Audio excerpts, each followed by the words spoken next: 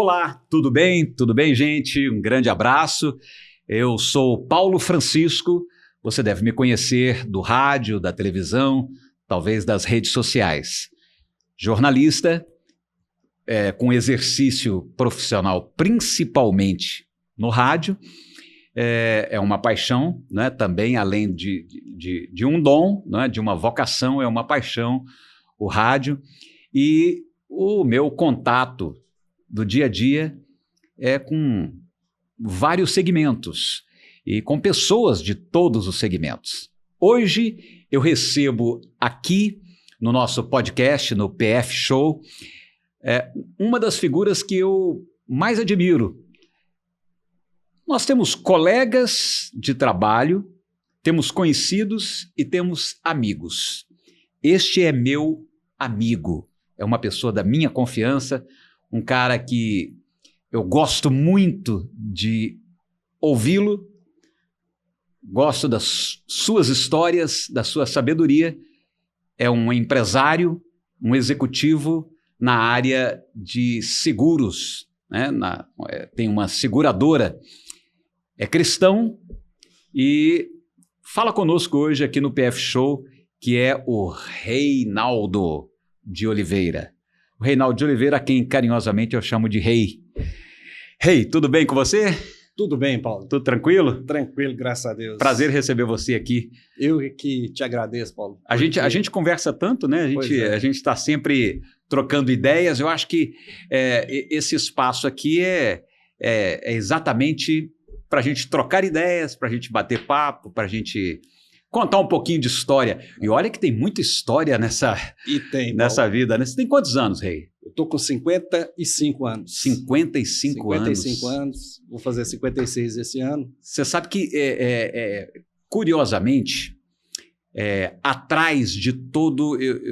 conversando com muita gente, eu cheguei a essa conclusão. Atrás de todo empresário, atrás de todo homem de sucesso, tem sempre histórias que pouca gente conhece, pouca gente sabe, não é? Às vezes nós conhecemos o empresário, o bilionário, o milionário, o famoso, nós não sabemos o que é que ele passou para chegar até o topo, não é? Então, assim, e essas histórias são altamente motivadoras, né? Elas, quando a gente começa a ouvir essas histórias, elas nos motivam a continuar a luta do dia a dia, que não é fácil, né? É isso aí. Você trabalha na área de seguradora, né? De seguros, seguro de vida, seguro... Eu sou militante nessa área de seguro já tem 38 anos, Paulo. 38 anos? 38 anos. 38 anos que eu milito na área de seguros. Eu tive dois registros só na minha carteira, que foi no Passibem, que era o supermercado Passibem, e na Itaú Seguros. Uhum. E aí eu saí da Itaú Seguros, meu pai teve que me emancipar para mim abrir a minha primeira corretora. Mas a minha vida de... Então você começou a trabalhar cedo? Cedo. Com 12 anos eu estava na feira. 12 anos? 12 anos eu estava na feira. Olha aí, atenção, hein? Você vai ouvir a história de um cara que hoje o Reinaldo, ele é um vencedor, um cara top de linha na área dos seguros, não é? Tem a sua empresa própria, tem as suas parcerias, é um cara que eu considero o cara que venceu na vida, neste segmento, não é? Mas tem muita história atrás, não é? E você ficou careca? Você perdeu o cabelo? Foi de quê? Assim, de tanto trabalhar? Não, tô brincando, é só brincadeira. Mas você trabalha desde os 12 anos? Desde os 12 anos na feira, Paulo. Na feira? Na feira. O que você fazia na feira? A minha infância, Paulo, foi uma infância de... Eu nunca passei fome. Nunca passei fome. Lá em casa a gente sempre comeu, não bem, mas tinha comida. Nunca foi regrado. O arrozinho com feijão? Arroz, feijão. E nós fazíamos uma horta ao lado de casa, nos lotes, uma horta comunitária, para ter a mistura. O arroz e feijão meu pai trazia. E assim, eu fui comer o meu primeiro iogurte, a minha primeira cartela de iogurte, a minha primeira cartela de iogurte? Iogurte e pudim. Uhum. Quando eu completei 15 anos, que isso? Eu fui trabalhar no Passibem. E aí eu passava todo dia ali de frente àquela gôndola e falava, rapaz, a hora que eu receber eu vou comprar. Eu então, não na sua infância você não teve o prazer de saborear um iogurte? Não. E nem um pudim? Não, nós E- era tudo regrado. É. Eu lembro da geladeira. Mas esse era um desejo que você, quando criança, tinha? E quando eu entrava no supermercado e via aquilo ali, né, eu ficava, nossa, eu não vou comer esse trem. Olha só. E aí, a minha geladeira, aquela geladeira antiga que tinha azul ou vermelha. Lá da minha mãe era vermelho, meu pai é vilanovense. Aham. E a gente abria a geladeira, eu até acho aquilo engraçado, rapaz, que tinha uma fumaçaiada, não lembro, ficava aquela fumaça, porque não tinha nada, só tinha as águas ali.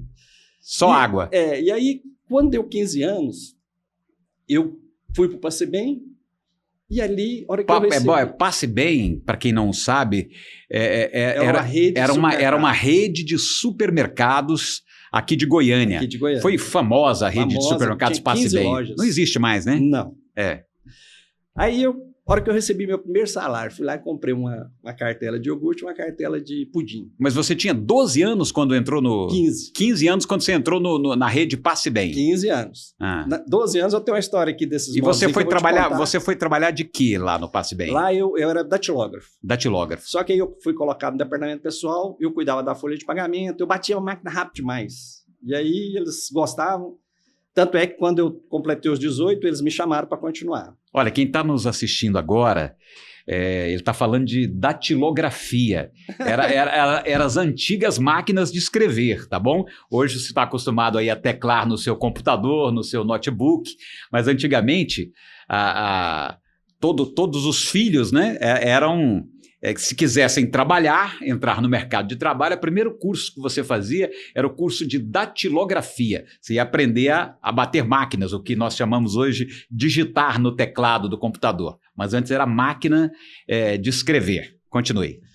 E aí, o dia que eu recebi, eu fui lá e comprei uma cartela de iogurte e uma cartela de pudim. Realizar o seu sonho, né? Paulo, aí eu lembro, o iogurte eu dei conta de comer tudo, a cartela. Comi tudo de lamber e passar o dedo. Mas os pudim... A hora que chegou no segundo, me deu uma repulsa, um repuno. Eu falei, não dou conta não. Aí eu levei para casa. Então, assim, é igual você falou aí, a gente tem muita história. Uhum. Mas a minha história de empreendedorismo começou na feira, Paulo. Na feira? Na feira. Também com essa idade, 15 anos? Não, 12 anos. 12 anos? 12 anos. Porque 12 anos, na verdade, é a idade que você, normalmente a gente está brincando, né? É tempo de brincar, de jogar bola no campinho, de jogar golzinho.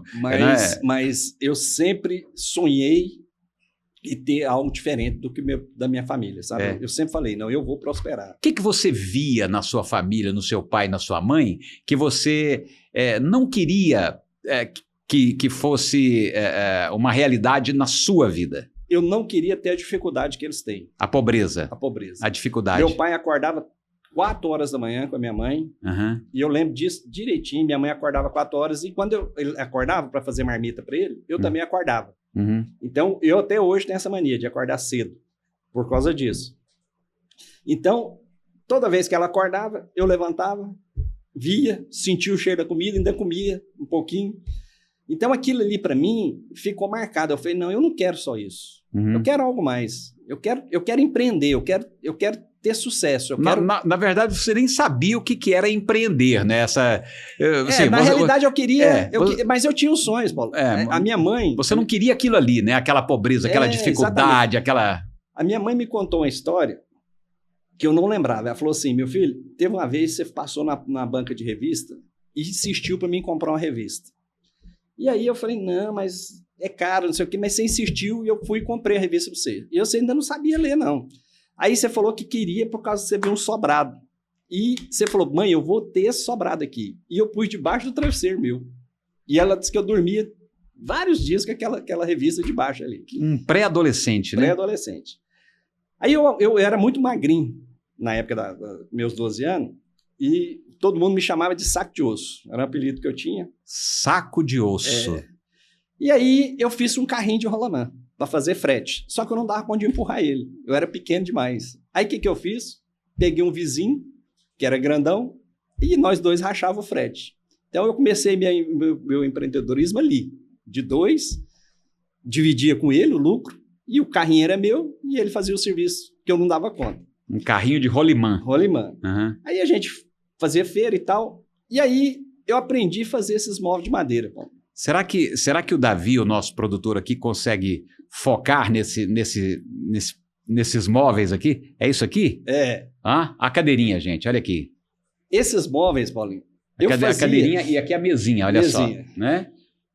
Olha só. Aí esses móveis, eu ia vendê-los na feira. Uhum. E lá na minha banca... Porque isso é enfeite, né? Não, e aqui só tá um pouco. Eu fazia armário, eu fazia cama, fazia um monte.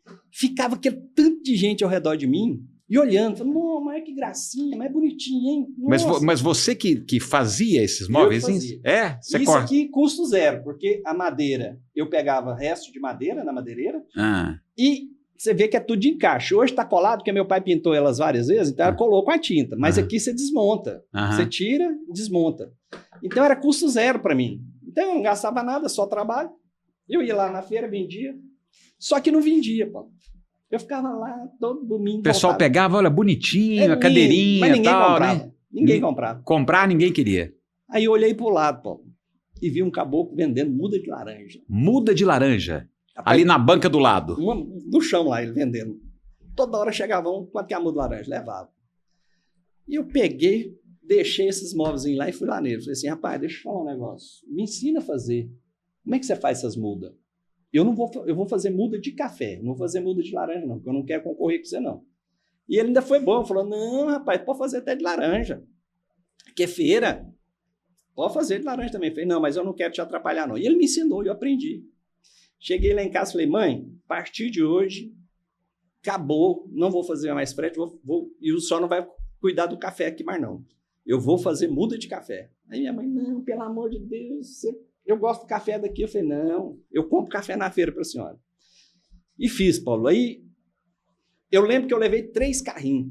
3 carrinhos. De muda de café. De muda de café para feira. Onde é que você encontrou essas mudas de café? Ele me ensinou que eu tinha que pegar um saquinho de leite, pegar a terra vermelha, terra preta, misturar, enfiar o dedo, não muito profundo, e colocar a muda. E tinha um produto que eu pegava na casa da lavoura, misturava na terra também. E aí a muda veio. Quando a muda estava desse tamanho aqui, eu levei todas elas, pus lá. Cheguei nele lá e falei, quanto tá a muda de laranja aí? Ele falou, tipo hoje, R$2. Eu falei, então a muda de café também vai ser R$2. Só que eu não sabia que muda de café era mais caro. Paulo, aí chega um homem e olha as mudas, dá uma olhada, passa a mão e tal. Quanto que é a muda de café? Um comprador, né? Um comprador. Quanto que é a sua muda de café? Eu falei, R$2. Ele falou, dou tanto em tudo. Quis Paulo, comprar todas as mudas? Aí eu começava a contar elas e multiplicar, e eu não dava conta de fazer aquela conta. Ali você com 12 anos de idade. 12 para 13 anos de idade, eu falei, não dou conta de fazer essa conta. Aí veio eu falei, nunca voltei com esse tanto de dinheiro para casa. Falei para ele, fechado. Ele falou, põe ali naquela caminhonete para mim. Eu fui lá, pus na traseira da caminhonete dele. Você lembra quantas mudas de café tinha? Paulo, eu acho que tinha mais de 50. Eu nunca tinha pego tanto dinheiro daquilo. Eu voltei, nossa, radiante, vibrando. Aí ele me falou assim, você mora aqui na Vila União? Eu falei, moro. Você pode me esperar? Eu vou só fazer a feira e te deixo na sua casa? Eu falei, pode.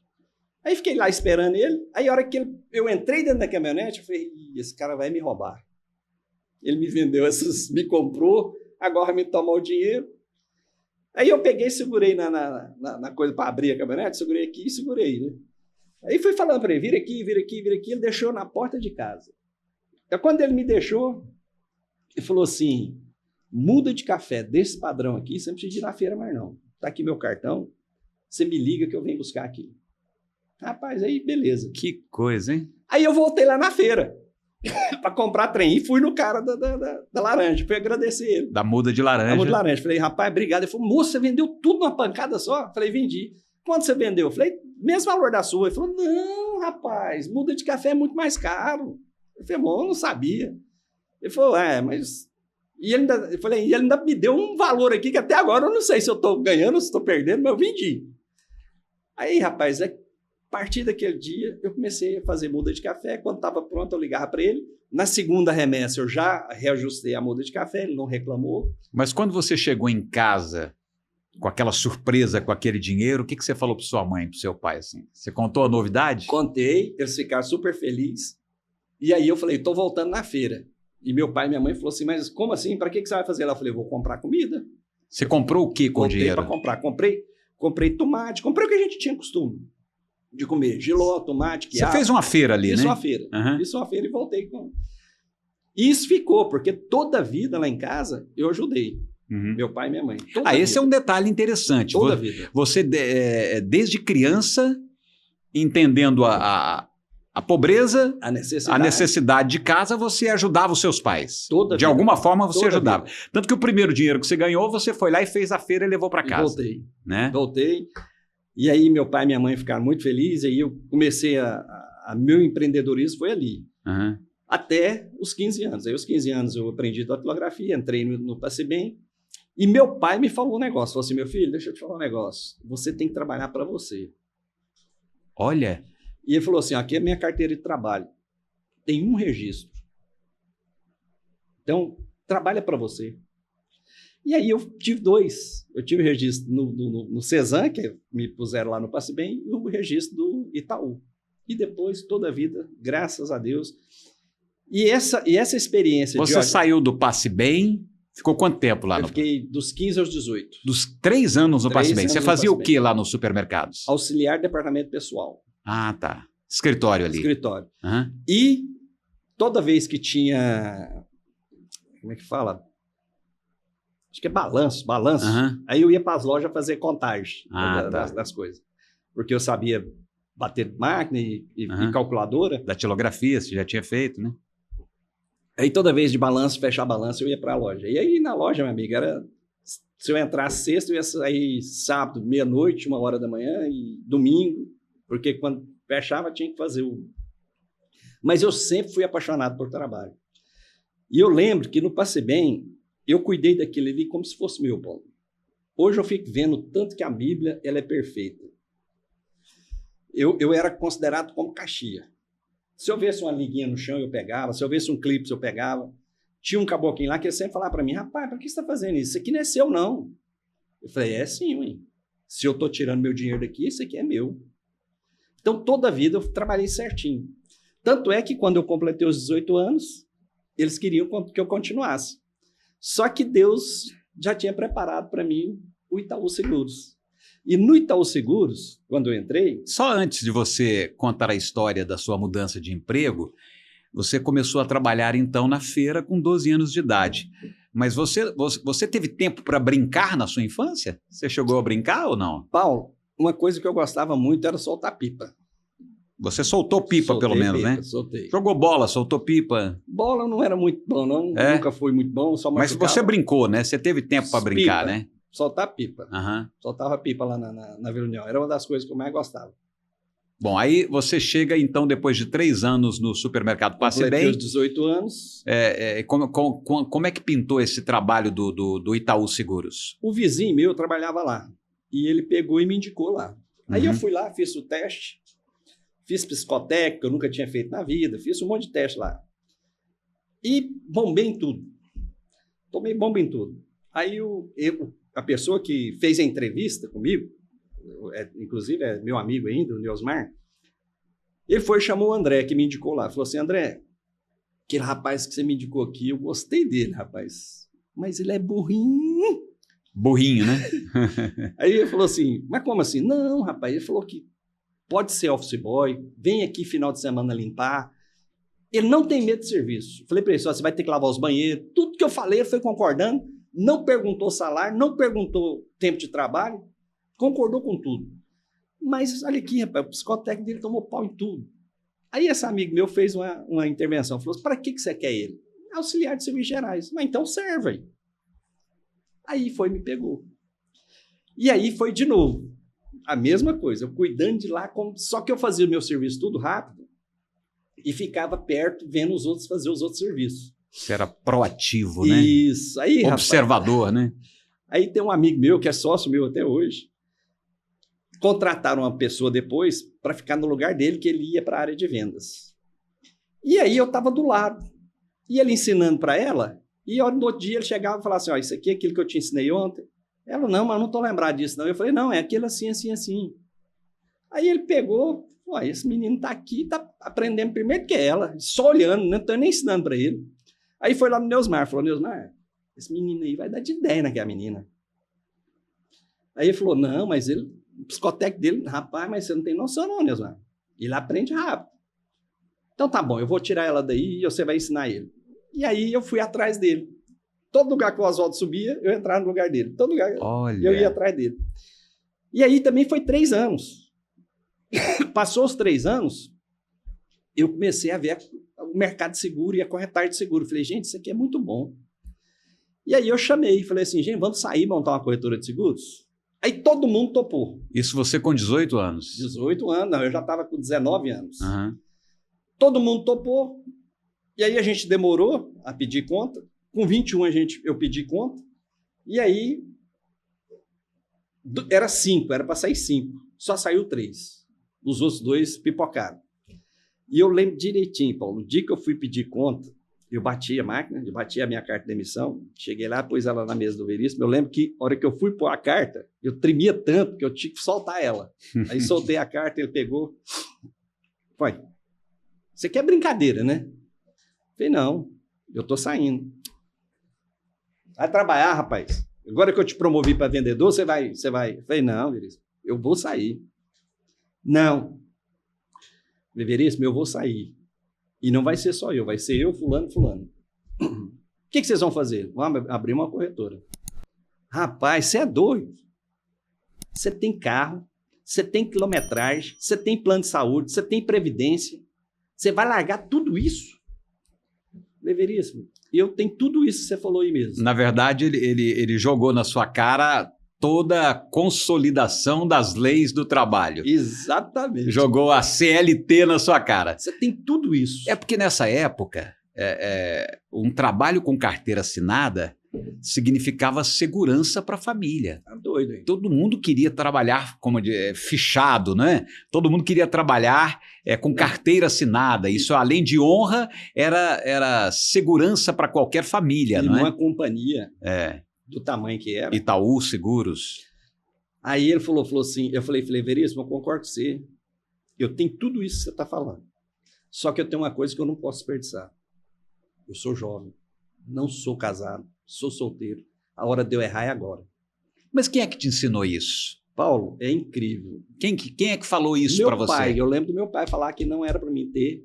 Ah, o seu pai tinha te dado essa palavra, né? Palavra. Trabalha para você mesmo, Trabalha para você mesmo. Olha só. Então eu falei, se eu tiver de errar, é agora. Mas o seu pai não era um sujeito simples assim? Paulo, ou ele era intelectual, já tinha estudado, ou era um sujeito simples? Simples. Mas eu nunca deixei de comunicar as coisas com meu pai e com minha mãe. Tanto é que eu comuniquei com a minha mãe, aí minha mãe falou assim, Reinaldo, mas você vai deixar tudo isso lá? Eu falei, vou, mãe. Aí ela falou assim, mas você vê que aquele negócio de muda de café e deu certo, né? Eu acho que você está certo. Eu paro um pouquinho para falar com você que está nos acompanhando nesse podcast, porque é importante sublinhar essa experiência, não é?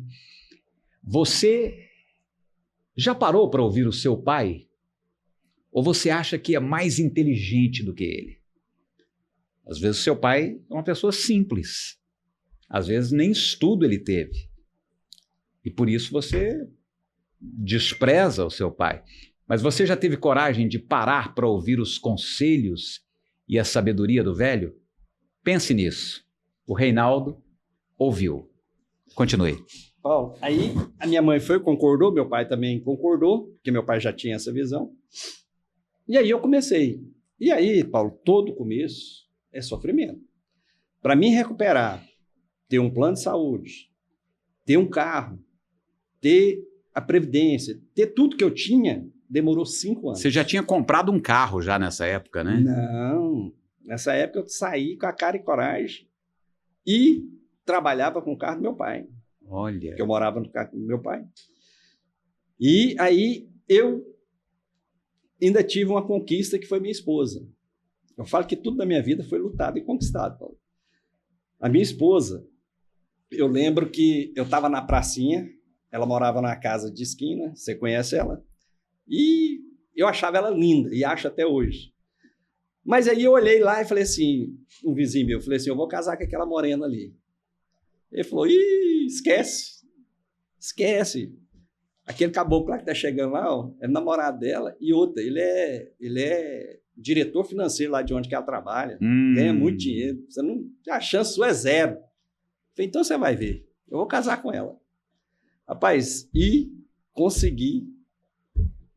E outra, foi assim, água mole e pedra dura. Olha só. Olha só. Mais uma vez jogaram na cara dele a questão financeira, né?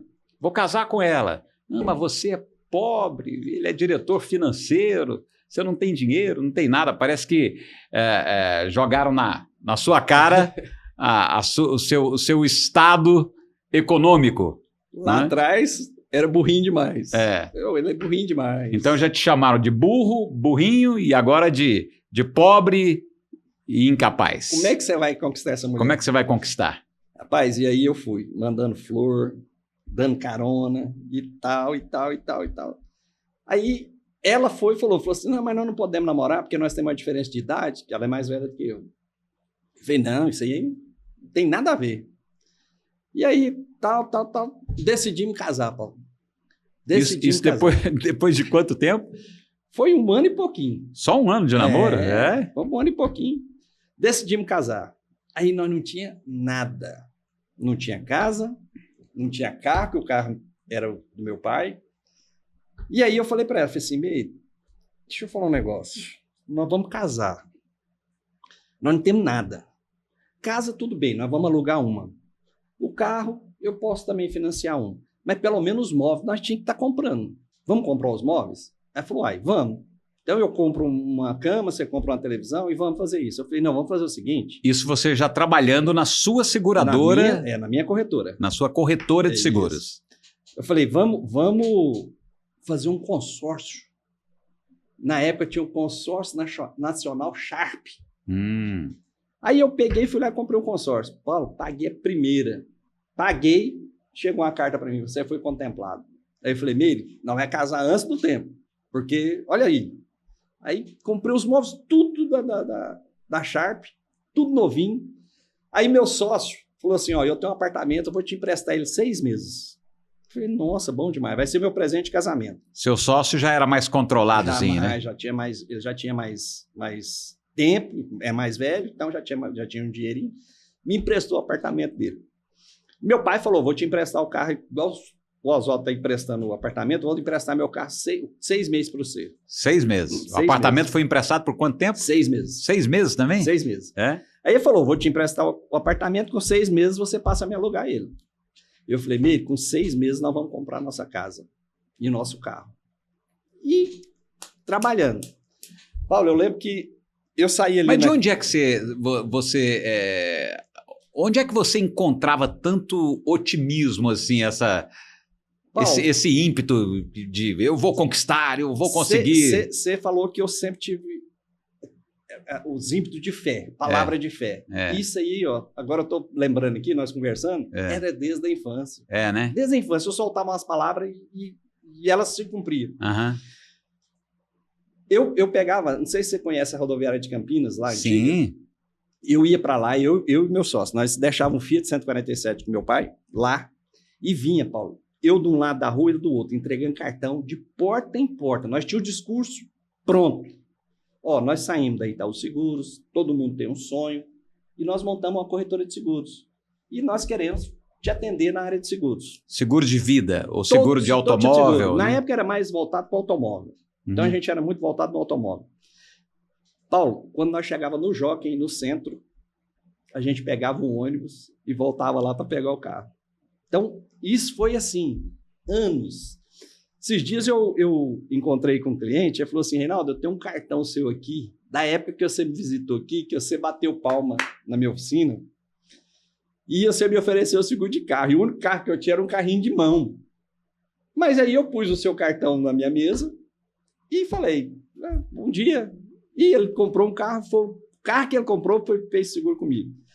Então, assim, eu não tinha medo de trabalho, toda a vida. De quem que você herdou isso? Meu pai. Foi? Meu pai. Seu pai, meu pai e minha mãe, né? Seu pai e sua mãe, embora pobres, trabalhadores. Eram trabalhadores, né? Muito, até hoje. Então não é? Meu pai, rapaz, até hoje, ele ainda pinta a casa, está com 80 anos. 80 anos e é pintor de casa? Pintor. E lá em casa, chega lá, cada dia as paredes estão de uma cor. Então essa foi uma herança que você... Que eu recebi deles. Interessante. E eu lembro que, igual você falou aí, que ouvi pai e mãe. Quando a gente montou essa corretora, era 3. Era ROR, Reinaldo Oswaldo Ribeiro. Uhum. E aí os dois começaram a ter problema um com o outro. Eu tinha um bom relacionamento com os dois. E aí um chegou em mim e falou assim, ó, com você eu continuo a sociedade, mas com ele eu não quero. Uhum. E o outro também é a mesma coisa, com você eu continuo a sociedade, mas com ele eu não quero. Aí eu fui lá na minha mãe de novo. Falei, mãe, tá tendo um problema lá na corretora, os dois não querem ficar juntos, e os dois dizem que eu sirvo. Ela falou, mas como é que é lá? Eu falei, não, lá é o seguinte, nós pega a produção, joga tudo no caixa e divide por 3.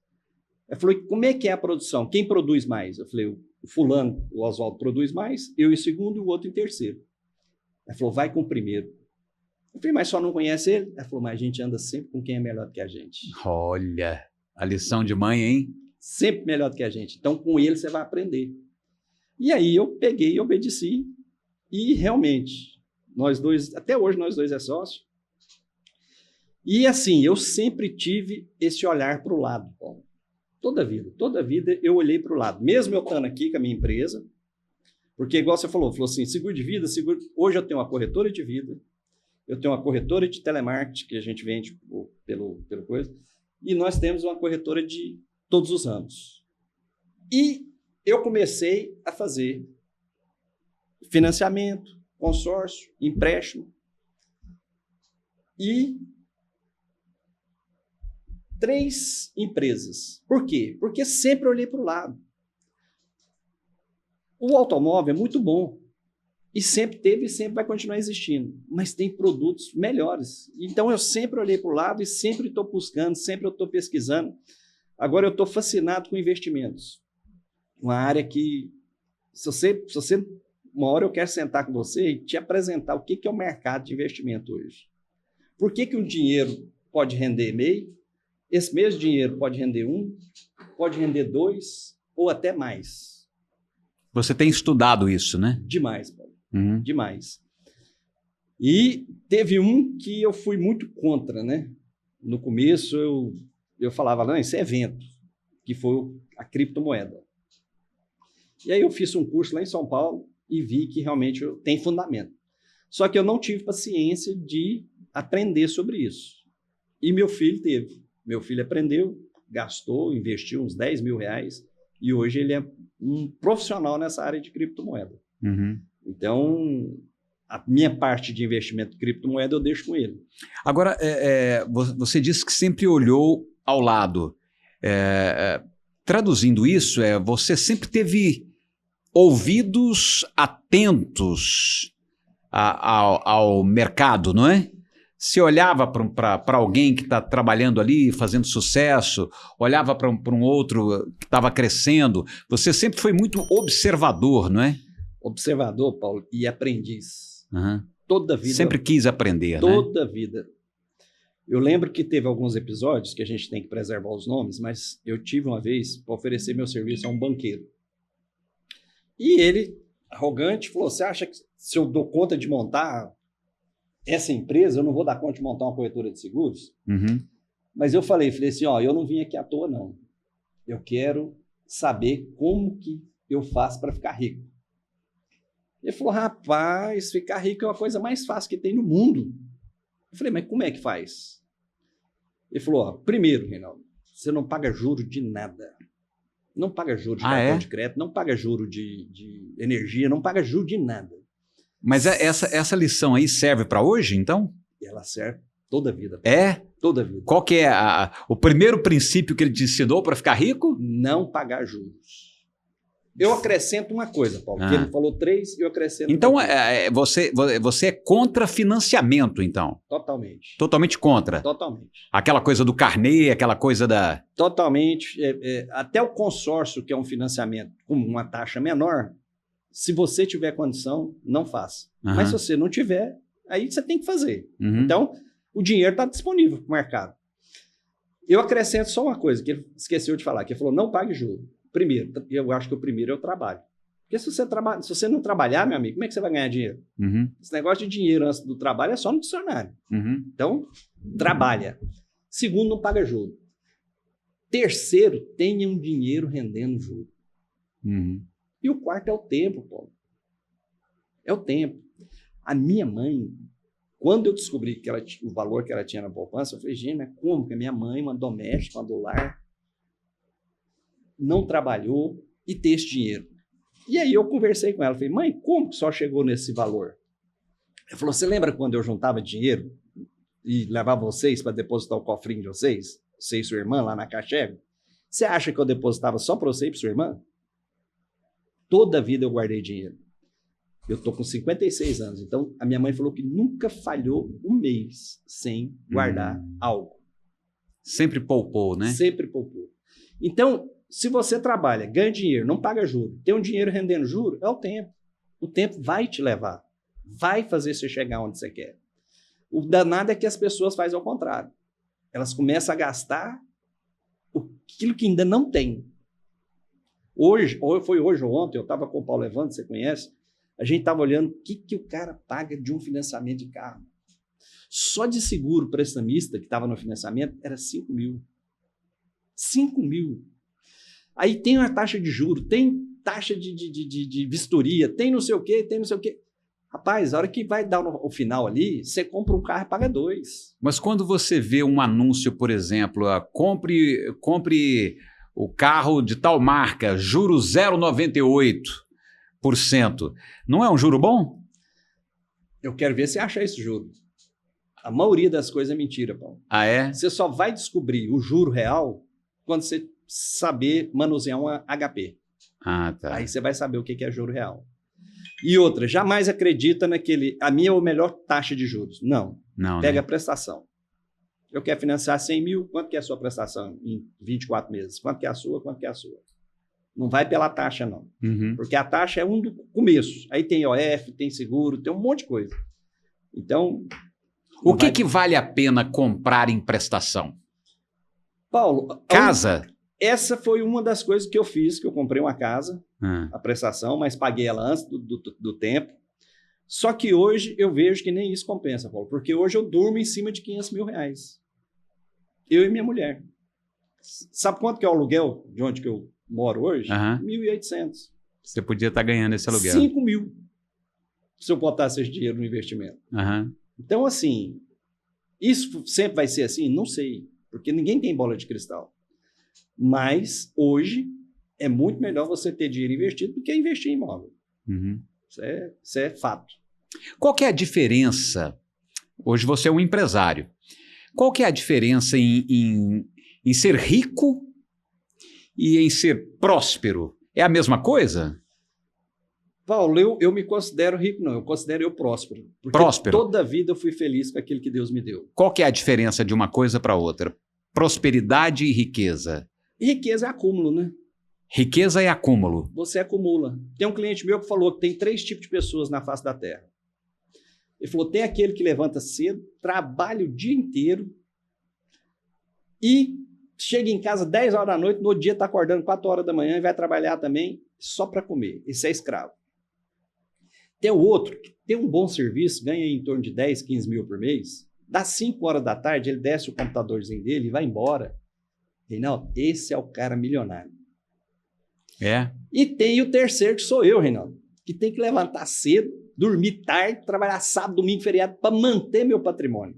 Eu também sou escravo, eu sou igualzinho o outro aqui, ó.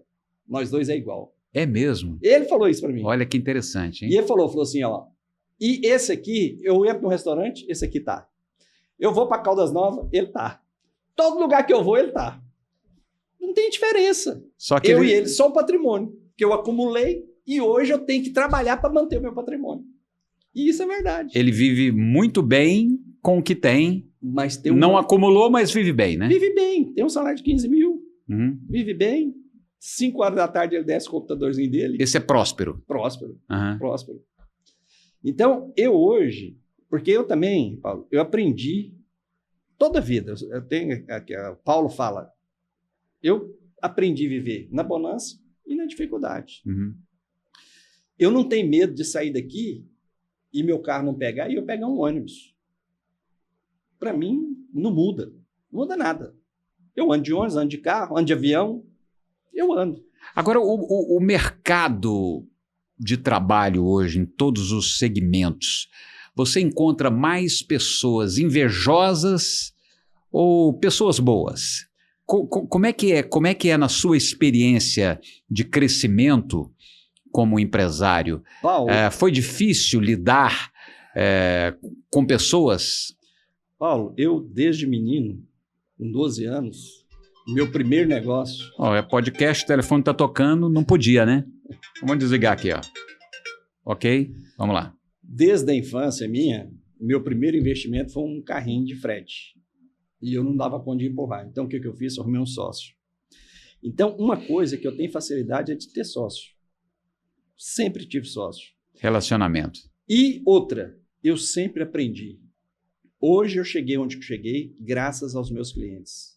Porque eu me tornei amigo da maioria deles. Tem clientes meus que eu considero como irmão. Então, qual que é o segredo de ser amigo das pessoas que você trabalha? Paulo, servir. É? Servir.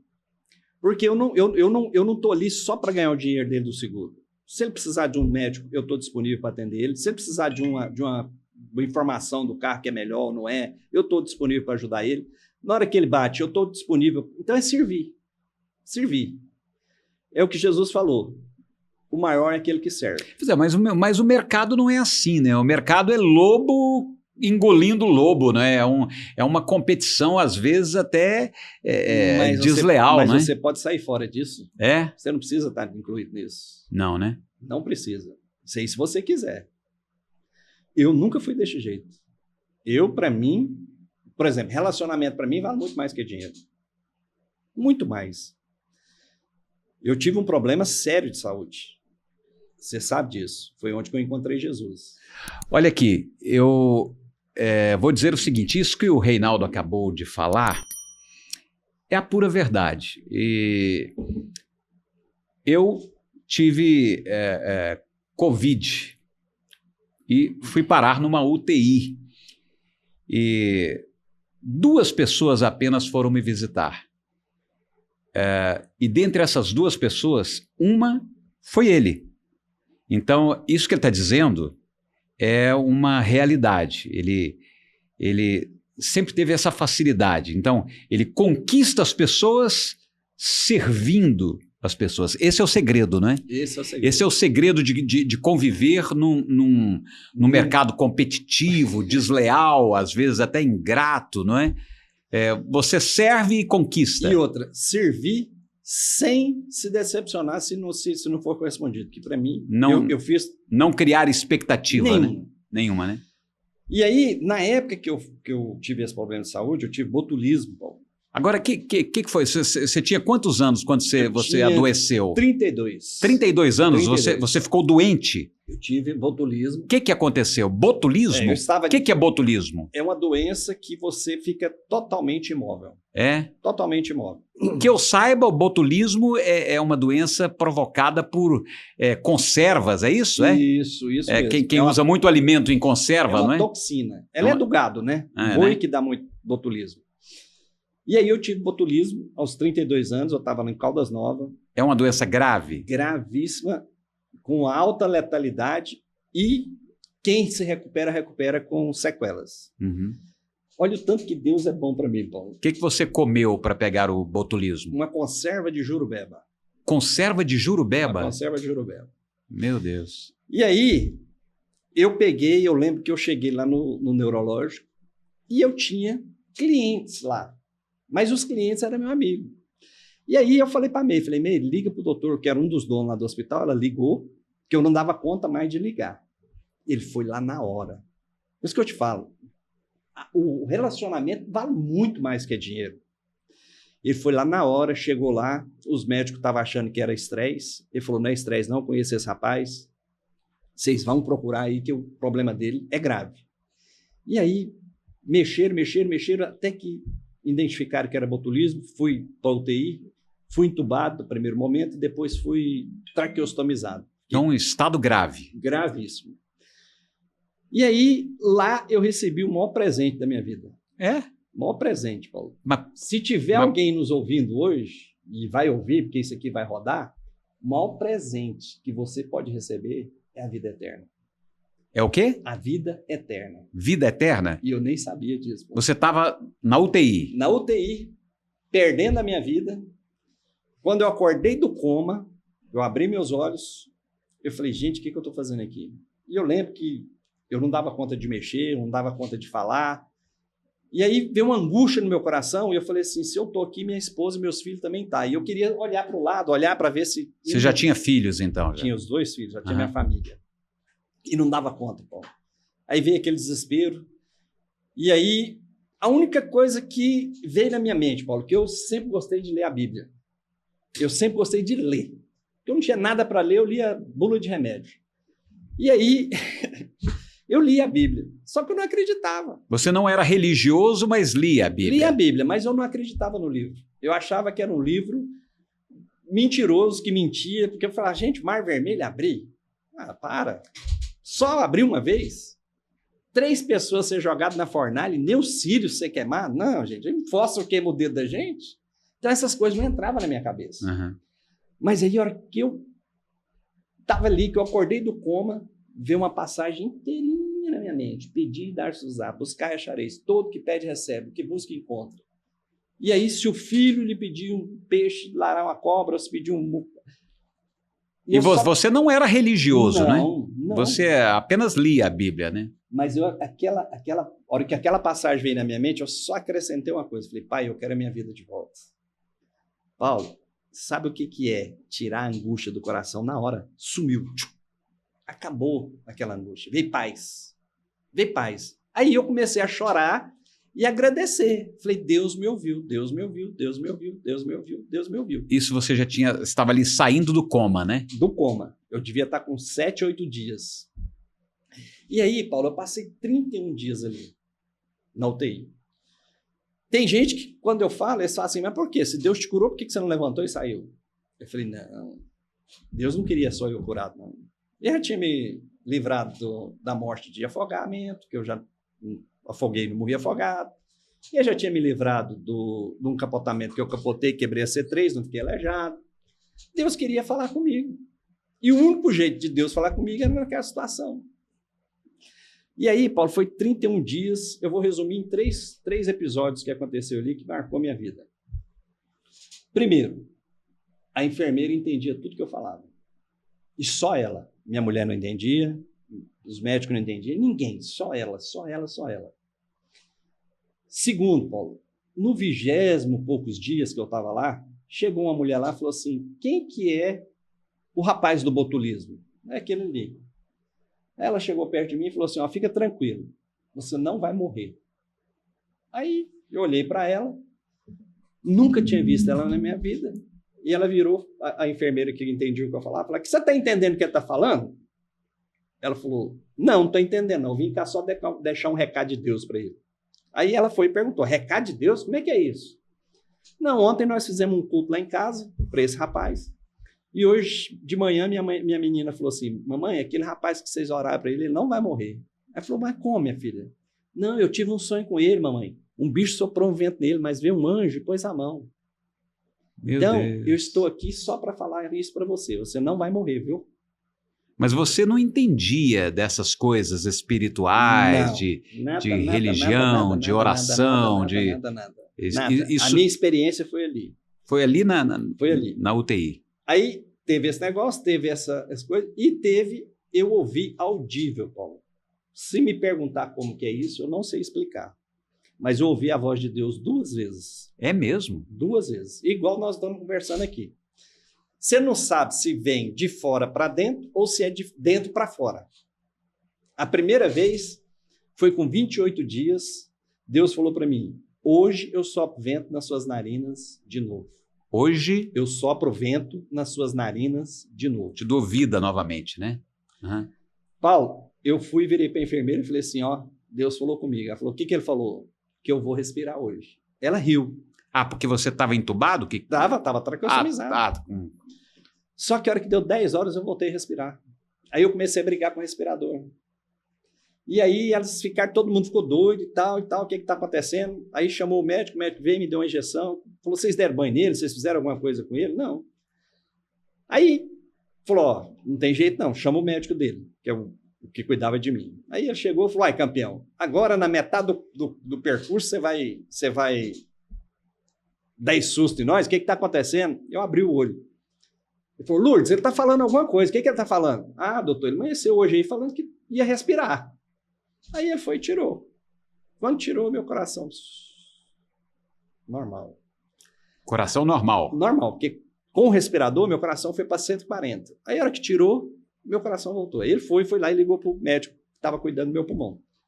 Falou, doutor, o rapaz voltou a respirar. Aí o médico falou, impossível. Porque ele tinha feito uma broncoscopia em mim um dia antes. Falei, isso é impossível. Esse rapaz está só com 30% da capacidade dele pulmonar. Não está respirando. Você pegou uma resistênciazinha, mas meia hora ele vai voltar e você entuba ele de novo. Aí ele veio e falou isso para a Lourdes. Ó, você vai ficar aqui do lado dele, você não vai no banheiro, você não vai fazer nada. Vai ficar aqui do lado dele o tempo todo olhando o oxímetro e baixou a oxigenação dele, você entuba ele. E ela ficou 3 dias e 3 noites lá do meu lado, olhando e revezando, né? E eu ria, falava para ela, falava assim, ih, você não viu a mulher falando que eu não vou morrer? Não vou morrer, não. Pode desligar esse trem aí. E aí eles foram, juntaram, fizeram uma junta médica e falou assim, gente, o homem está respirando, nós não sabemos como. Vamos tirar ele daqui, vamos pôr ele do lado, numa sala do lado, próximo da UTI, que a gente passa aí para a UTI. E tem que ter uns equipamentos lá no apartamento dele. E puseram uma válvula em mim. Paulo, aí puseram lá a placa, proibido visita, proibido. Quando eu tampava a válvula, falava 2, 3 palavras, cansava. Eu falei, eu tô bom, mas não tô bom demais, não. Aí eu falei para Lourdes, depois de 2 dias lá no quarto, falei, Lourdes, me dá um banho. Quem era Lourdes? A enfermeira. A enfermeira. Me dá um banho, que eu não aguento mais esse banho de toalha. Me dá um banho, deixa eu tomar um banho. Ela falou, tá bom. Eu arrumou uma cadeira de roda, me colocou no chuveiro. Paulo, aquela água parece que era... a cachoeira mais linda que eu já tive foi aquele dia. Só quem passou numa UTI como nós, para saber Paulo, como é bom um banho, né? Caí água em cima e eu com o chuveirinho aqui, ó. Aí eu comecei a agradecer a Deus. Obrigado, Senhor, obrigado. O Senhor me ouviu, o Senhor me ouviu, o Senhor me ouviu, o Senhor me ouviu. Aí veio a voz de novo. Hoje você está perfeito. Aí eu chamei a Lourdes e falei, Lourdes, Deus falou comigo de novo. Ela falou, o que ele falou? Disse que hoje eu estou bom. Aí ela foi e ligou para o doutor Ricardo. Doutor, o homem disse que Deus falou com ele hoje de novo. O que ele falou? Ah, disse que hoje ele está bom. Estou subindo aí. Aí ele subiu. Fantástico médico, fantástico. Foi muito importante na minha vida. Aí ele chegou lá e falou, vamos ver se esse Deus seu não erra. Vamos fazer um raio-x. Fez um raio-x. Quando ele veio com o raio-x, colocou assim. Falou assim, olha aqui, o que está errado aqui? Que você gosta de ser médico? O que está errado nesse raio-x aqui? Eu falei, só esse branquinho aqui, né? Foi esse branquinho aqui, é seu coração, rapaz. Até ontem você estava com 70% do seu pulmão branquinho desse jeito. Esse Deus seu não erra não, amanhã você vai ver seus filhos. Porque ele não deixou meus filhos me ver. E aí, lá eu recebi a salvação. Eu falei, rapaz, olha o tanto que Deus é bom. Tanto que Deus foi bom comigo. Me cuidou. Mas você não era católico? Você não era religioso? Você não tinha nada de religião? Que história é essa de receber salvação? O que é isso? Eu recebi algo diferente. É? Algo diferente. Sem herdar nada de religião? Nada. Foi o próprio Deus que foi lá e falou comigo. Nem missa você ia? Não, eu ia. Eu era católico, mas aquele católico relaxado, aquele católico que vai de vez em quando. Dia que tem... Eu gostava de ir quando tinha casamento ou batizado, tinha festa e tinha bebida. Você era mais caótico apostólico romano do que católico? Exatamente. E isso da minha mãe, porque minha mãe fazia a gente ir para novena com ela e eu ficava com as velas ali queimando minha mão com ela, mas toda a vida frequentei. Então, lá eu tive uma experiência diferente. Lá eu tive algo, Paulo. Já imaginou você acordado num coma? não dá conta de mexer, não dá conta de falar, não dá conta de nada, e tá com aquela angústia no peito, e de repente faz uma oração e a paz vem. Eu falo que os melhores 31 dias da minha vida foram os 31 dias na UTI. Eu tinha paz. Deus restaurou o meu casamento lá dentro. Eu mais minha esposa, nós estávamos separando. E toda vez que ela entrava lá dentro, meu coração começava a bater mais forte, porque eu ia saber dos meus filhos, ia saber da minha família. Mas aí, separando por quê? Você tinha uma vida desregrada antes da doença, não? Paulo, hoje no mundo, se o caboclo não tiver 2, 3 mulheres, não é homem. É mesmo? E eu era do mundo. Então, não precisa ficar explicando muitas coisas. Era devasso, né? É isso aí. Mas aí, lá dentro, a minha esposa um dia chegou lá, que ela não podia nem me tocar em mim. E ela chegou e falou assim, ela chegou com a máscara, e eu falei para Lourdes, fala para ela que eu amo ela. Rapaz, e ela virou para mim e falou assim, ó, ele tá mandando te dizer que te ama. Moço, mas essa mulher chorava de soluçar. De soluçar. E eu falei, gente, o que eu falei de besteira? Aí ela foi e falou, você sabe quanto tempo você não me fala isso? E aí eu comecei a chorar, Paulo. Que é uma coisa simples. Eu te amo. Tão simples, né? E eu fui lembrar, eu falava isso quando eu estava namorando com ela, quando eu queria conquistar ela. Depois parece que foi... Então não era só a sua vida que estava chegando ao fim. O seu casamento estava praticamente no fim também, né? Também. Né? Você teve que experimentar, você teve que chegar pertinho da morte para poder enxergar a sua esposa. A vida, para enxergar a vida. Enxergar a vida, é. E hoje, Paulo,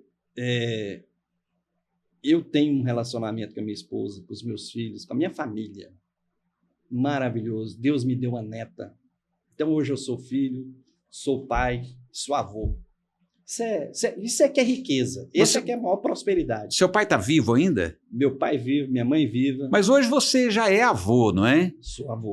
Há muitos anos de casado. Você ainda visita o seu pai, por exemplo, ou não? Toda semana, no mínimo 3 vezes por semana. É mesmo? No mínimo 3 vezes por semana. Você tem tempo para ele ainda hoje? Tenho, e sustento lá até hoje. Não é? Até hoje. Então, toda vez que eu vou lá, é levando alguma coisa. Uhum.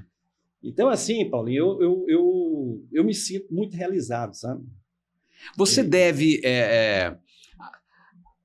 a quem você deve e a que você deve o seu sucesso profissional hoje? Você hoje é um homem próspero, financeiramente tranquilo, você é um empresário, é bastante conhecido no mercado, né? A que se deve esse sucesso todo? Ao trabalho? Ao trabalho. À sorte? A que se deve? Eu considero ao trabalho e eu sempre ouvi os meus clientes. Então eu pego sempre códigos dos meus clientes. Sempre eu pego algo. Tem uma pergunta que eu sempre fiz. Aqueles clientes que eu vejo que é muito próspero, eu falo, qual que é o melhor negócio do mundo? Como que faz para ficar rico? E eles, cada um fala de um jeito e eu vou pegando, vou captando. Então, assim, e outra coisa que eu faço muito é ler. Eu leio muito. Leio a Bíblia, leio livros, então eu leio muito. E tenho uns amigos que são muito prósperos. E quando você começa a andar com pessoas que são muito prósperas, você começa a ver coisas que você nunca tinha visto. Você começa a ver um apartamento de 370 metros, você começa a ver uma RAM, você começa a ver... E aí você começa a querer aquilo. E você, não tendo preguiça, você trabalhando, você vai conquistar. Você vai conquistar. Até agora você não perguntou sobre essa camisa. Pois é, tô vendo a sua camisa aí, é Grupo A12, é isso? Isso. Muito além do seguro. Isso. Grupo A12, muito além do seguro. O que é Grupo A12? Paulo, isso aqui, eu já estava consolidado, sócio de uma das maiores corretoras de seguros de Goiás, e tive um arranhão com um dos sócios. E aí eu saí de lá. Saí de lá, e no outro dia, isso foi na quinta-feira, o arranhão. Na sexta, alguns sócios tentou fazer com que a gente não saísse. E na segunda, no sábado, eu fui lá e recolhi meus móveis e levei para casa. Peguei uma carrocinha, fui lá e peguei os móveis e levei para casa. Na segunda-feira, que a minha ficha caiu. Falei, peraí, e agora? Estou sem empresa, tem muito cliente, mas não tem empresa. como é que eu vou fazer da vida? Aí eu fui atrás dos meus amigos, né? E tem um ícone do seguro, Eli. Ele foi e falou assim, Reinaldo, eu tenho participação numa corretora, eu vou te dar um pedaço dela, você fica com ele. Eu falei, Eli, mas essa empresa tem sala, tem... Ele falou, tem nada, só tem um CNPJ. Eu falei, mas eu preciso de gente, né? Eu preciso de contato. Mas esse conselho, eu saí com ele de lá e fui analisar outros grupos. Analisei mais 2 grupos e peguei tudo, olhei tudo e falei assim, esse grupo bate com aquilo que eu sempre sonhei. Que eu sempre sonhei grande, Paulo. Eu falei, eu quero fazer um IPO, eu quero ir para a Bolsa. E aí eu falei, esse grupo tem condição de me levar lá. Eu fiz seminário. E uma das maiores matérias do seminário que eu aprendi... Seminário religioso? Religioso. É. Você queria ser pastor, é isso? Não, eles queriam me fazer pastor. Ah, é diferente, né? Mas eu não caí, não. Ah. Aí, com esse seminário, teve uma matéria que eu aprendi muito. Você tem alguma coisa contra pastor, não? Paulo, eu não tenho nem contra nem a favor, né? Uhum. Tem uns que eu sou apaixonado, tem uns pastores aí que eu respeito, que eu coisa, mas eu acho que nós somos todos iguais. Uhum. Eu acho que nós temos Jesus, que é o cabeça, e nós somos o corpo. Então, eu respeito, admiro alguns, e tem muitos que eu não gosto nem de ver e nem de falar. Voltamos ao grupo A12. A12. Aí, eu peguei e fui atrás do grupo e entrei. Essa matéria, lá no seminário, era como escalar o Everest. E não tem como você escalar o Everest sozinho. Toda a vida, quem escalou o Everest foi uma turma de 100, 120, 130 pessoas. Lá em cima, chega 15, 20, nunca chega os 100 tantos. Só que a premiação que alguém ganha lá em cima divide com todos os outros. E aquilo parece que me identificou comigo. Porque toda a vida, desde menino, eu tinha um sócio para empurrar o carrinho. Eu falei, gente, nós vamos chegar lá em cima. De repente eu não chego, mas eu vou ser premiado. E o grupo A12 me ensinou muita coisa. Muita coisa. Porque aqui é um grupo, tem um ditado que fala muito. E ele fala muito comigo. Catitu fora do bando é comida de leão. Uhum. Catitu fora do bando é comida de leão. Quem anda sozinho é muito fácil de alguém... Porque você falou no meio do grupo, no meio do comércio, tem muita pessoa que trabalha não de maneira ética, igual eu fui lá eu falei, vou plantar muda de laranja, mas vou plantar muda de café, que eu não quero te prejudicar. No mercado não é assim, não. Então, você tem que estar protegido num grupo. Então, o grupo A12+, hoje, para mim, é onde que eu vou realizar meu sonho, que nós vamos fazer um IPO. Nós vamos conquistar, nós vamos chegar lá, com certeza. Nós temos 2 grandes ícones no grupo. 2 pessoas, um administrativo e o outro comercial. E os 2 são fantásticos, são muito bem relacionados no mercado e têm condição de fazer isso. Então, eu creio que a realização última do meu sonho, que é me tornar, que eu queria fazer isso com a minha empresa, mas sozinho não vou dar conta. Qual é o seu alvo? Fazer um IPO, me tornar uma SA. Me tornar uma SA. E com o grupo A12, nós vamos conseguir isso aí. Com certeza. Interessante. Deixa eu entrar aqui na história do seguro ainda, para poder entender. São poucos brasileiros que acreditam em seguro de vida. O que é um seguro de vida, afinal de contas? Eu sei que isso não faz parte muito da cultura brasileira, né? Talvez faça parte da cultura americana, né? Dos Estados Unidos, não do Brasil, né? Paulo, a cultura americana, eles não têm a cultura de acumular patrimônio. Eles não estão nem para casa, não estão nem para carro. Ah, é? Isso aí tudo é aluguel. Aluga carro, aluga casa. Mas tem 2 coisas que eles fazem, que é a previdência privada e o seguro de vida. Isso os americanos. Os americanos. Ah. Então, a previdência privada é pensando na velhice. Não ficar desamparado. E o seguro de vida é na intercorrência. Porque eu, com 32 anos, quase morri. Você teve Covid. Quase morreu. Então, você tem que proteger a sua velhice e proteger você até chegar à sua velhice. Uhum. Porque o seguro de vida hoje, ele não paga só morte. Ele paga invalidez, ele paga diária por disponibilidade de trabalho. Tanto é que eu fiquei 4 meses recebendo diária, quando eu fiquei na UTI. Então, hoje, o mercado de seguro, porque quando eu comecei lá, era seguro de morte só. Só tinha seguro de morte no Brasil, que a gente chamava de seguro de vida. Hoje não, hoje o seguro de vida não é mais seguro de vida, é uma proteção.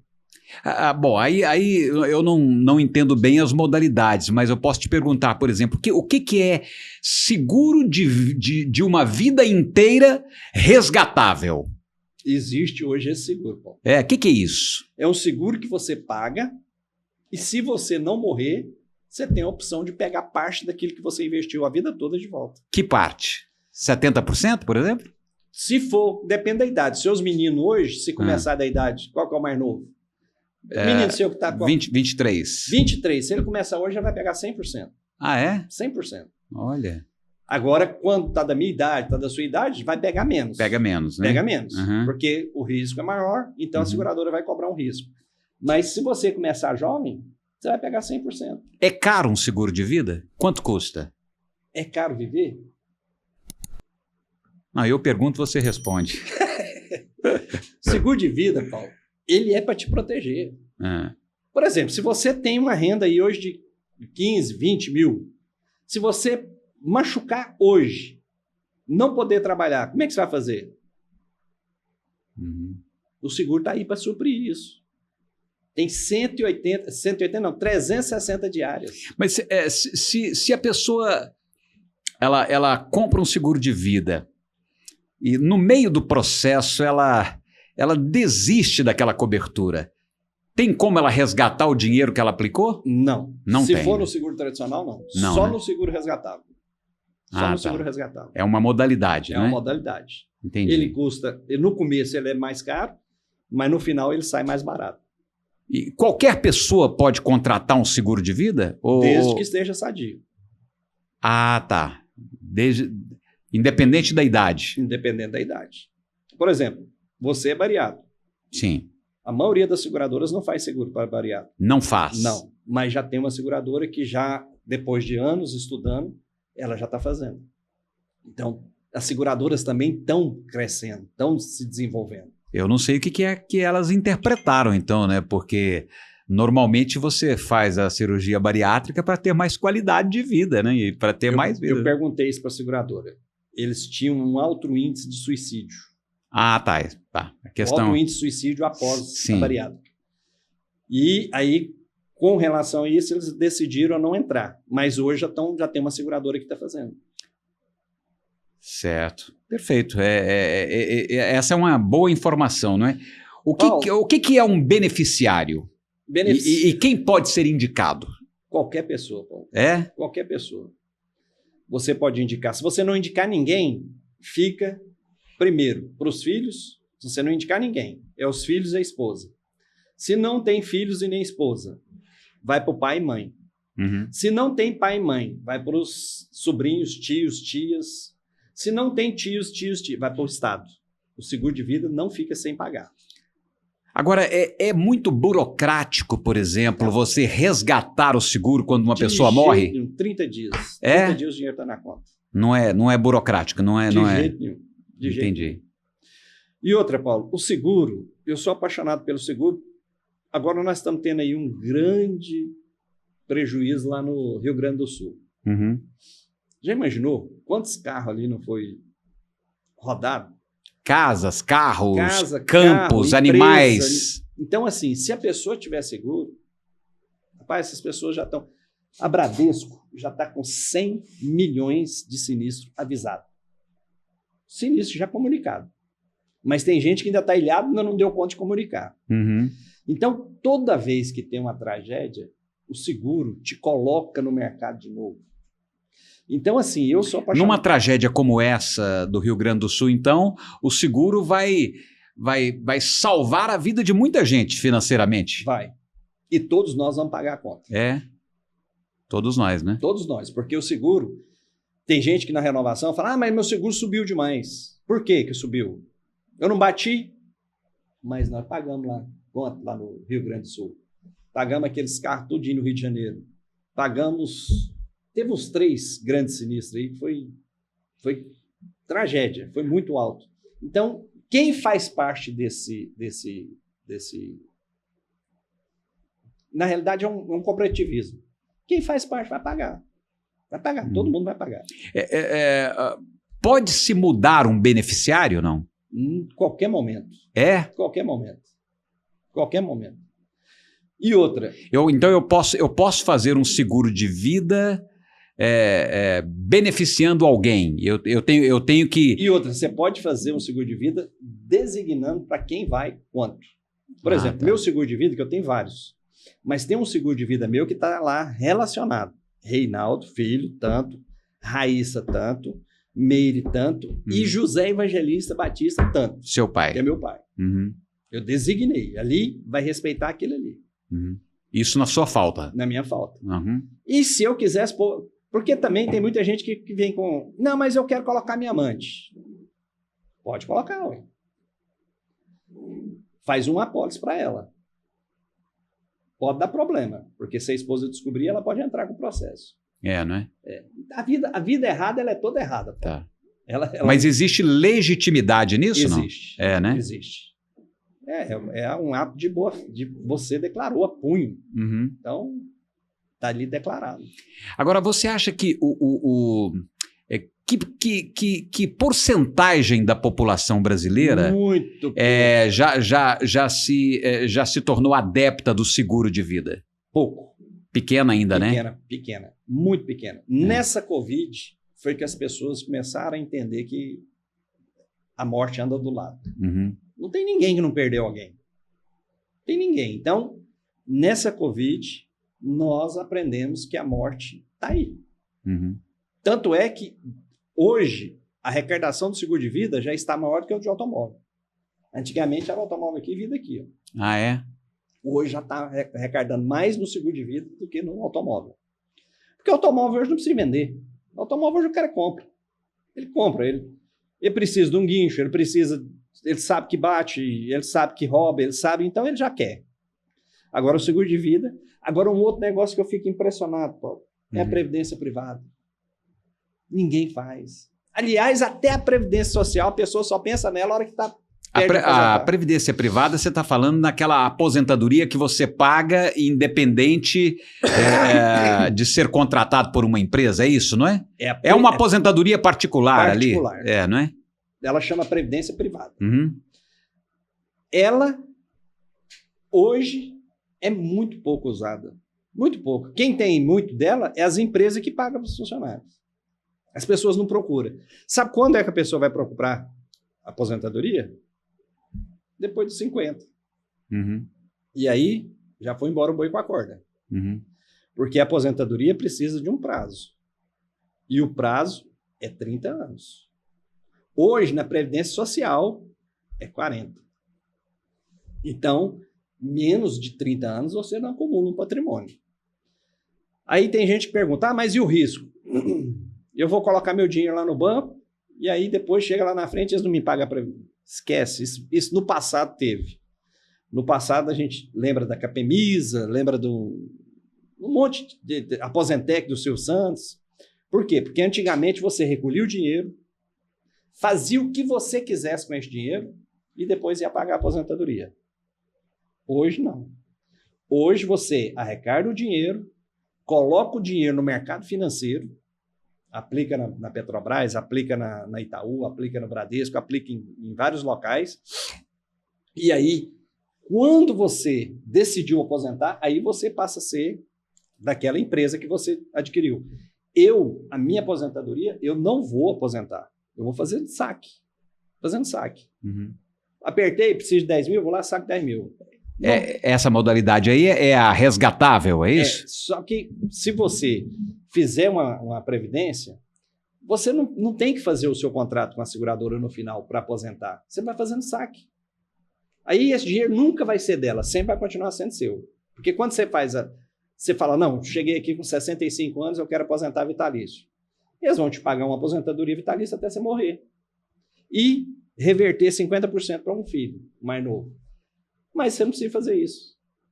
Eu vou resgatando, e o dia que eu morrer, é um patrimônio que vai ficar para meus filhos. Uhum.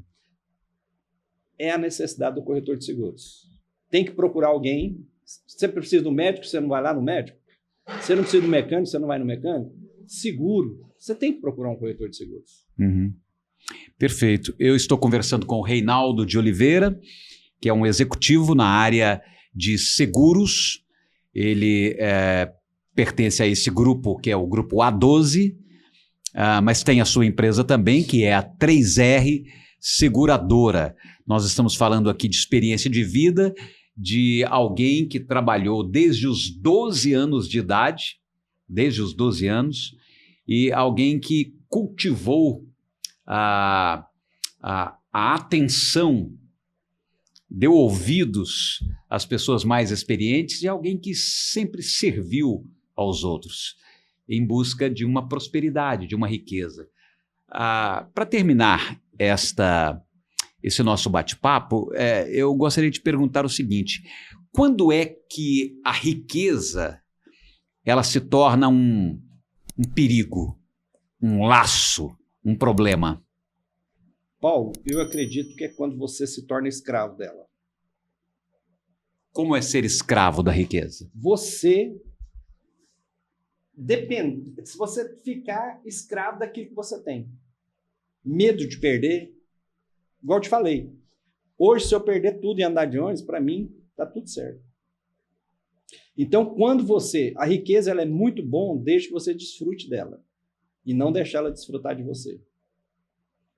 Eu já vi várias pessoas nesses 38 anos de carreira, eu vi muitas pessoas ser escravas do dinheiro. Pessoas que tinham fortuna, muito dinheiro. Mas explica isso para quem está nos acompanhando aqui no YouTube agora. O que é ser escravo do dinheiro? Conta com detalhes, assim, só para a gente entender o que é essa escravidão.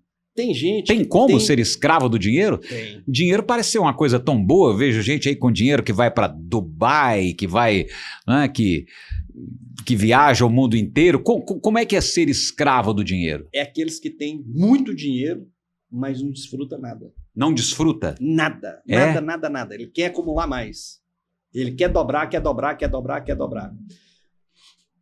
Essas crises que teve, Paulo, toda vez que tem uma grande crise, muita gente suicida. Um dos suicídios que me impressionou foi de um homem que era acho que era 15º mais rico do mundo, dono de um banco. Com a crise, ele saiu de 15º e foi para 26º homem mais rico do mundo. E suicidou. Escravo. Escravo do dinheiro, escravo da vaidade. Eu tenho. Talvez ele queria chegar no topo, de ser o primeiro, o mais rico. E aí, como ele deu uma ré, ele se suicidou. Morreu milionário. Você disse que lê a Bíblia, então eu me lembrei aqui de um versículo que diz: não ajunteis tesouros para vós outros tesouros na terra, onde o ladrão rouba e a traça corrói. Ajuntai antes tesouros no céu, onde os ladrões não roubam e nem a traça corrói. Porque onde está o seu tesouro, aí estará o seu coração. Explica esse texto, você que gosta de ler a Bíblia. Onde está o teu tesouro, está o teu coração. Esse é o grande segredo. Você não deixar aquilo te dominar. Não deixar aquilo falar, não, peraí, agora meu tesouro está aqui. E se eu perder isso aqui, eu morro. E tem mais, Paulo. Tem muita gente, porque é uma sequência, né? Primeiro, a pessoa quer sobreviver. Segundo, ela quer prosperar. Terceiro, ela quer ficar muito próspera. Ou se tornar rico, milionário. Depois, Paulo, é o poder. É o poder. Aqui em Goiânia nós temos uma história de um empresário que morreu com 400 milhões na conta. Dono de uma grande rede de medicamentos. O que aconteceu? Tinha o dinheiro e tinha o poder. Ele vendeu a empresa, recebeu aquele mundo velho de dinheiro, mas aí, quando ele passou a ver que ele não era dono mais da empresa, resolveu perder a vida. Então a gente tem que ter muito cuidado, muito cuidado. E uma das coisas que eu acho que faz a gente proteger disso é você repartir. Dividir o que ganhou? Sempre. Todos os milagres de Jesus, antes da multiplicação, veio o quê? A divisão. O menino teve que dividir os peixes e os pães. Aí Jesus multiplicou. Todos os milagres de Jesus de multiplicação, antes veio a divisão. Então, o grande segredo é você não colocar o coração naquilo. Então, você tem que se libertar disso. E a melhor forma de você libertar é ajudando. Perfeito. Apenas mais 2 perguntas. Eu queria que você olhasse para aquela câmera e você dissesse agora para quem está te acompanhando neste momento, para quem quer vencer na vida, para quem está lutando nesse mercado tão competitivo, para quem tem medo da pobreza, medo da derrota, medo de quebrar, medo da infelicidade. O que você, como empresário, como um cara que venceu na vida, o que você gostaria de falar para essa pessoa que está nos acompanhando? Olha para lá e fala. Primeira coisa é você acreditar em você mesmo. Nunca acreditar no que o mundo e que as pessoas falam de você. Acredite em você. Se prepare. Leia. Faz treinamentos. Eu já perdi a conta de quanto dinheiro que eu investi em treinamentos. É treinamentos com Pablo Marçal, é treinamento com vários coaches, né? Eu sempre invisto em livros e treinamentos. Então, você acreditando em você e sendo preparado, ninguém te segura. Eu tenho certeza. Porque Deus não fez ninguém para derrota. Deus nos fez para vitória. Para vitória. Eu não estou falando que você não vai sofrer, não. Eu sofri, ué. Eu quase morri aos 32 anos. Mas Deus me deu a vitória. E não só a vitória, me deu a salvação. Que esse é a maior riqueza que eu tenho hoje. Então, se você acreditar em você, ler e se preparar, você vai ser um vitorioso. Eu sempre que convido alguém aqui para esse nosso bate-papo, independente do credo religioso ou da profissão, ou daquele que entende da vida, eu termino com uma pergunta. Queria que você olhasse para a câmera e respondesse essa pergunta, que é a minha última pergunta de hoje, ao empresário, ao executivo, ao amigo, ao meu querido amigo, um dos poucos amigos da minha confiança. Eu pergunto ao Reinaldo de Oliveira, da 3R Seguradora, do Grupo A12, quem é Deus para você? Rapaz, essa é uma pergunta difícil, né, Paulo? Quem é Deus? A resposta é tudo, né, Paulo? E assim, cuidado com o Deus que você cria. Porque tem muita gente criando Deus. E aí ele concorda com aquele Deus que faz tudo que ele quer.